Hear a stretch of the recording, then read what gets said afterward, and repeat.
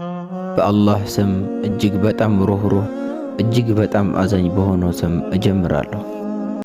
ቢስሚላህ አላሁመ ለከል ሐምዱ ሐታ ተርዳ ወለከል ሐምዱ ኢዛ ረዲት ወለከል ሐምዱ በዕደ ሪዳ ወሰላቱ ወሰላሙ ዐላ ሐቢቢና ረሱሊላህ ወዐላ አሊሂ ወሰሕቢሂ ወመንዋላህ። ረቢ ሽረሕ ሊ ሰድሪ ወየሲር ሊ አምሪ ወሕሉል ዑቅደተን ሚን ሊሳኒ የፍቀሁ ቀውሊ። አሰላሙ ዓለይኩም ወረሕመቱላሂ ወበረካቱ። ወንድሜ ሆይ ሰዎች ለምን እንደሚያቃልሉ እንደሚንቁ አስበህ ታውቃለህ? ለምን በሄድክበት ቦታ ክብር እንደምታጣ፣ ለምን ቃልህ ክብደት እንደሌለውና ሰዎች እንደሚያናንቁህ ተሰምቶህ ያውቃል?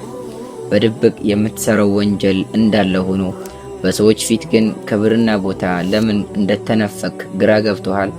መልሱን ከፈለክ ይህንን አጭር ቪዲዮ አዳም። የታላቁ የኢስላም ሊቅ የኢማሙ ኢብኑል ቀይም አልጀውዚያ ጥልቅ ምልከታ ነው።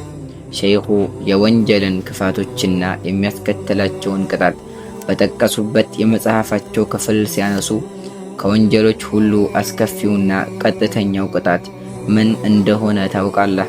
በዱንያ ላይ ከሚደርሱ ቅጣቶች ሁሉ የከፋው ወንጀል ስትሰራ በልብህ ውስጥ ለጌታህ የነበረው ክብርና ልቅና ወይም ተዕዚም መዳከሙ ነው። እስኪ ይህንን አስደንጋጭ ሕግ አስተውል። የመጀመሪያ እርምጃ፣ አንድ ባሪያ ወንጀል ሲሰራ ሳይታወቀው በልብ ውስጥ የነበረው የአላህ ፍራቻና ክብር ይቀንሳል። ያ ክብርና ፍራቻ ሲቀንስ በሌላ ወንጀል ላይ ለመዳፈር ልቡ ይባዝናል። ውጤቱ በልብህ ውስጥ የአላህ ክብርና ልቅና ባይዳከም ኑሮ እጅህንና እግርህን ሰብስበህ በተቀመጥክ ነበር። እርሱን ለማመፅ በፍጹም አትዳፈርም ነበር። ቅጣቱ ልክ አንተ በልብህ ውስጥ የጌታህን ክብር እንዳሳነስከውና እንዳቃላልከው አላህ ላንተ የነበረውን ክብርና መፈራት ከፍጥረታት ልብ ውስጥ ያነሰዋል። አዎ ቅጣቱ ይህ ነው። አንተ የአላህን ትዕዛዝ እንዳቃላልከው ልክ በዚያው ልክ ሰዎች አንተን ያቃልለዋል። አንተ የአላህን ክልከላዎች እንደደፈርከው ልክ በዚያው ልክ ሰዎች ያንተን ክብር ይዳፈራሉ። አንተ ለአላህ ጉዳይ ደንታ እንደሌለህ ስታሳይ ልክ በዚያው ልክ ሰዎች ለአንተ ጉዳይ ደንታ ቢስ ይሆናሉ። የክብርህ ምንጭ የት ነው? ክብርህን የምታገኘው ከሰዎች አይደለም፣ ከጌታህ ነው። አላህን በወደድክበት ልክ ሰዎች ይወዱሃል። አላህን በፈራህበት ልክ ሰዎች ይፈሩሃል፣ ያከብሩሃል።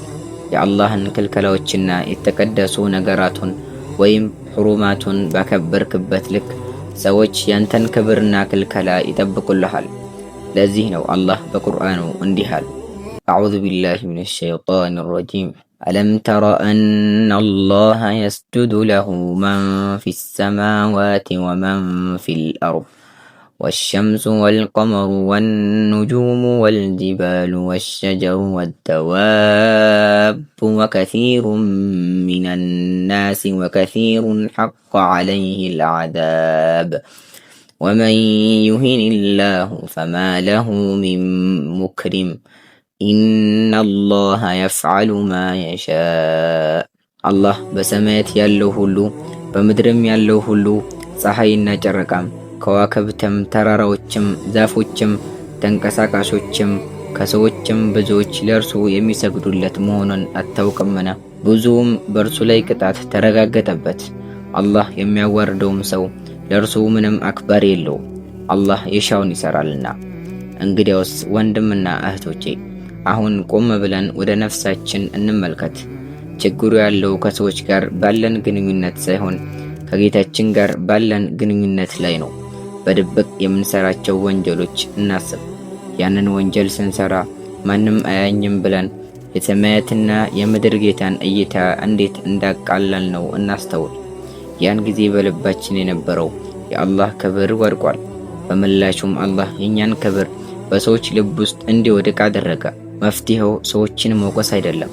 መፍትሄው ወደ ጌታችን በእንባ መመለስ ነው።